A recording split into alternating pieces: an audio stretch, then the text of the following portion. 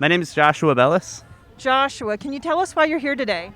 Yeah, I'm here because I support Nina Turner. I think that the senator is just very passionate about the policies that matter to the working class.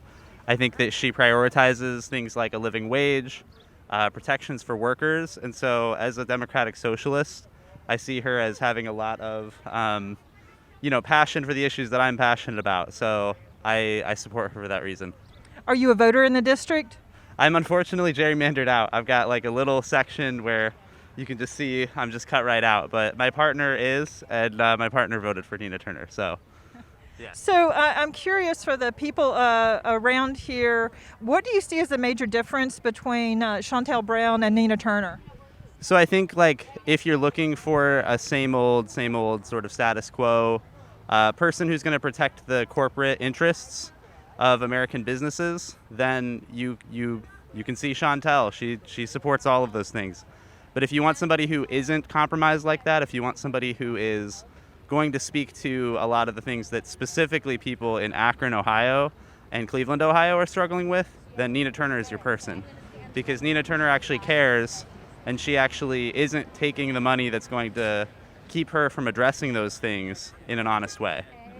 You mentioned economic justice a little bit Yeah. earlier. Could you talk for people who are watching this from, that don't know Cleveland, that don't know Yeah. Akron? Yeah. What does economic justice look like? How would things maybe different if Nina Turner were the representative for this district and was able to get things done in Congress? I think with Nina Turner in Congress, the progressive wing of the party could actually have somebody who exhibits leadership qualities. I think you have a lot of people on the left, and especially people who have been elected, who are struggling to know how to wield their power, and it's tough when there's only a few people because people have to take this political cover when they make bold kind of moves in Congress. Where with Nina Turner in Congress, that gives us so much more power because she's such a vocal voice for justice. When you look at like an issue like a $15 minimum wage, Nina Turner is not somebody who just sits back and says, oops, can't get it. She's the type of person who buckles down, works really hard to make sure that happens.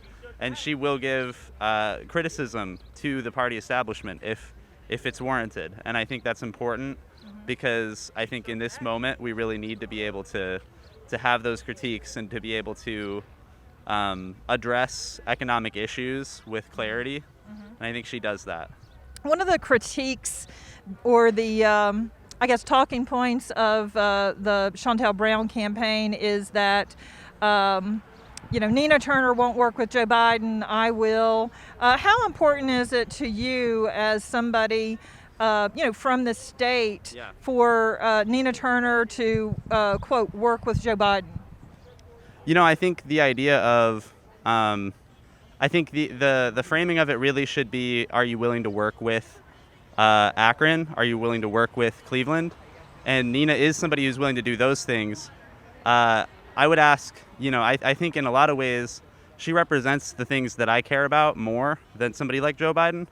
And so I really am counting on her to go in and not just kind of like be a yes man for Joe Biden. I want somebody who's going to be challenging him, holding him accountable, because we have an evictions moratorium that's expiring in like a day or something like that. And Joe Biden's administration did nothing. And so like we need people to hold this man accountable. He's not some sort of God. He's not some sort of person to be put on a pedestal. All leadership, they're elected. They are supposed to represent us. They work for us. So I want Nina to go in there and hold him accountable. I don't care if they're friends,